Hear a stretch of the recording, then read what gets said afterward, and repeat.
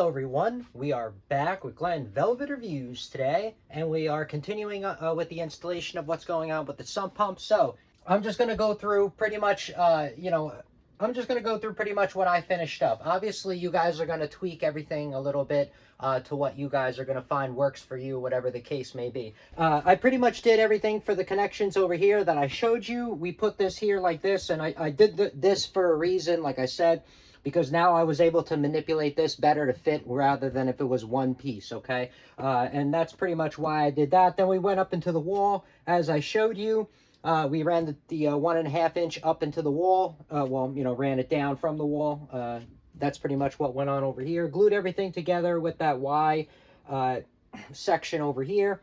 And then it runs down into that other sump pump that we have, and then it runs into the other sump pump, because remember, there's two sump pumps, like I said, at this location. So there's one in the front and one in the back. So the one in the front is this one right here, and then the one in the back is going to be this one, okay? And that's kind of what's going on here. Then that's why we're in the front, so this way it'll pump to the front street, and then, go down the street, hopefully, and then not come back to the house. This was already here from a while ago, and I didn't want to have anything come down from the ceiling. I thought that was going to be kind of poops, having something come from the ceiling and then come up. I don't know, it was going to look kind of weird. So that's why I really wanted to put this into the wall.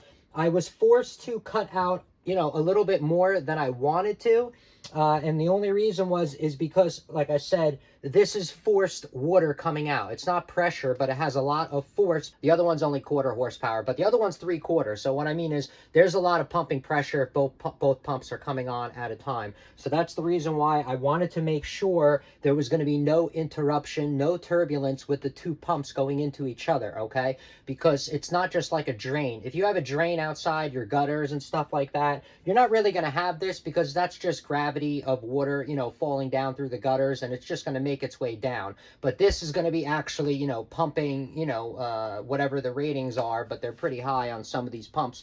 And then, it's going to be coming through. So now it's going to be forced to be directed outside. And the other one behind here inside the wall, guys, we have a 90. I was not able to fit a nice long sweep 90. It's a regular 90, but it's not a long sweep. I just wanted to, have that directional flow. But even if I've ran this pump already, because it was, we did have, there was water going on or whatever. So I ran this pump and it was no problems. It pumped it out, pretty easily.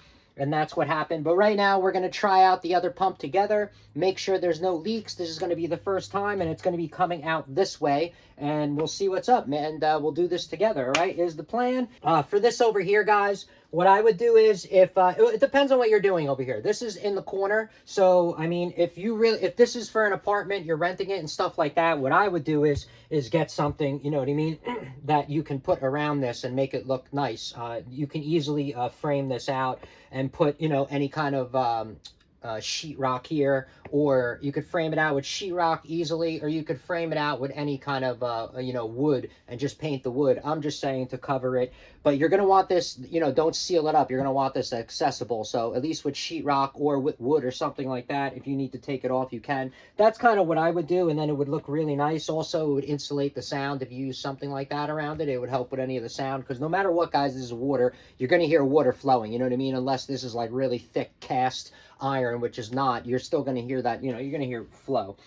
So I would do that. What I'm probably going to do is, though, I'm going to just put a panel in the back of here, guys, and then I'm going to drill the panel from here, and it's going to pull the panel up to the back of this. This way, just to seal it, because, since I had to take out some of the insulation, you're not going to want that air coming in here. All right, sorry guys, I forgot to show you. So this is where it's going down in the wall. As you guys can see, there is my 90. So I put that 90, guys, as low as I can go, as you can see, because I couldn't go any lower without, remodeling the drop ceiling, and I didn't want to do that. So this was at the lowest point I can do, which is, good enough for that. And then it goes in. Now, guys, listen, I had this left over. I had this, what's this called? I had this check valve left over. That's the only reason why it's here. And the issue is there's a lot of rain coming in or whatever at this location. And the problem is that we don't want, we don't want everything overflowing or anything like that. And it's supposed to be coming tonight. So right now, for now, I just put this in with those ties. If this is in a ceiling, guys, I would not put any of this kind of stuff in a ceiling, okay? I would not put these straps and this like that. These potentially leak, and they leak slowly, and then they damage the wall months later, okay? So you do not put anything like this up here. As soon as I get the other one, we're going to change it out. I would use either, you know, the compression fitting ones that I have on the pump itself. I have one, or I would use a glue one, because I know that these break and you have to go through them, but it's worth it to cut it out when it's glued in rather than have it drip for over a year and this whole wall or wherever it is. What if it's on the second or third floor? You're talking multiple floors of damage.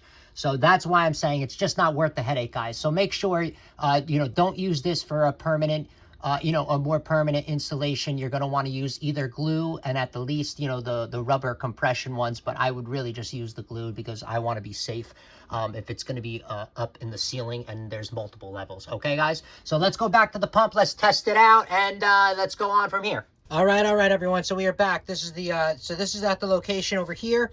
And so look how much this filled up. See, like I said, there's water, and that's the reason why you saw, like, I try to have to do things kind of quick, and that's the reason why I just put that check valve in there for now, just so I don't have any water pumping to, you know, where it's not supposed to. All right, so let's turn this puppy on. Let's see what's up. Let's check out the watts too. I guess we might as well check out the watts while we turn this thing on, and we'll see what's going on here, because you know, I like to put numbers to everything. This is the little giant pump, just to let you know. And let's do this. Ready? All right, we're pumping. That's how many watts? 369, 367. And I mean, it seems like the water's going down. 365, 362. All right, so we're here. So it's going out. That's the sound of it. I mean, like I said, you know, no matter what, it's water. You're going to hear flow. And my line of work and stuff like that, I like to hear it working because, you know, I like to say, when I hear the pump turn on, I'm like, oh, that's saving my property and my house. You know what I mean? It's saving my investment, I guess you could say. So that's kind of the reason why when I hear like this go on, I'm like, oh, that's only for a couple of minutes. And then it saves my house and then we're good to go. Oh, it got quiet. But anyway, so that's kind of what's up. There's no leaks though. Look at that. No leaks going on. Let's check up here.